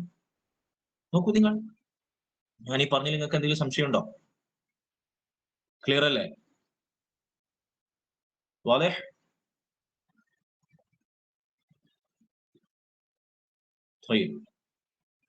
ഇതാണ് ഇസ്ലാമിന്റെ അഖീദ. ഇതാണ് അല്ലാഹു സുബ്ഹാനഹു വ തആലയുടെ നാമഗുണ വിശേഷണങ്ങളെ കുറിച്ചുള്ള നമ്മുടെ വിശ്വാസം. ഇതാണ് തൗഹീദ്. ഇതിൽ ആരെങ്കിലും വെള്ളം ചേർത്താൽ അള്ളാഹുവിന്റെ നാമഗുണ വിശേഷണങ്ങൾ എനിക്ക് മനസ്സിലാക്കാൻ കഴിയുന്നില്ല, എന്റെ ബുദ്ധിക്ക് യോജിക്കുന്നില്ല, അതിന്റെ രഹസ്യം എനിക്ക് മനസ്സിലായിട്ടില്ല, ഞാനത് തള്ളി എന്ന് പറഞ്ഞാൽ അവൻ ഇസ്ലാമിൽ നിന്ന് തള്ളപ്പെടും. അവൻ ഇസ്ലാമിൽ സ്ഥാനമില്ല, അവൻ തൗഹീദിൽ നഷ്ടം സംഭവിച്ചവനാണ്. അതുപോലെ തന്നെ അള്ളാഹുവിന്റെ വിശേഷണങ്ങളെ സൃഷ്ടികളോട് ഉപമിക്കുക, സൃഷ്ടികളോട് താതാത്മ്യപ്പെടുത്തി തുല്യപ്പെടുത്തി മനസ്സിലാക്കുക, വിവരിക്കുക, അത് ശിർക്കാണ്, അത് കുഫ്റാണ്. ഇത് അള്ളാഹുവിന്റെ തൗഹീദുൽ അസ്മാഇ വ സിഫാത്തിൽ സംഭവിക്കുന്ന പിഴവാണ്, വഴികേടാണ്. അതുകൊണ്ട് സഹോദരങ്ങളെ, ഞാൻ ആവർത്തിച്ച് ഓർമ്മിപ്പിക്കട്ടെ, അള്ളാഹുവിന്റെ ദീൻ, അതിന്റെ അടിത്തറയാകുന്ന തൗഹീദ്, അത് നമ്മൾ പഠിച്ചുകൊണ്ടേയിരിക്കുക. അതിനെക്കുറിച്ച് ചർച്ച ചെയ്യാത്ത ദിവസങ്ങൾ നമ്മുടെ ജീവിതത്തിൽ ഉണ്ടാകും. നോക്കൂ നിങ്ങൾ, നമ്മുടെ ജീവിതത്തിൽ നിങ്ങൾ ചിന്തിച്ചിട്ടുണ്ടോ? ഒരു മുസ്ലിം അവൻ ഉറക്കത്തിൽ നിന്ന് എഴുന്നേറ്റത് മുതൽ തിരിച്ച് രാത്രി കിടക്കപ്പായിലേക്ക് മടങ്ങുന്നത് വരെയുള്ള സെക്കൻഡുകൾ കണക്കിൽ, നിമിഷാർദ്ധങ്ങൾ കണക്കിൽ തൗഹീദിൽ നിന്ന് വേർപ്പെടുന്ന ഏത് രംഗമാണുള്ളത്? നിങ്ങളൊന്ന് ചിന്തിച്ചു നോക്കൂ.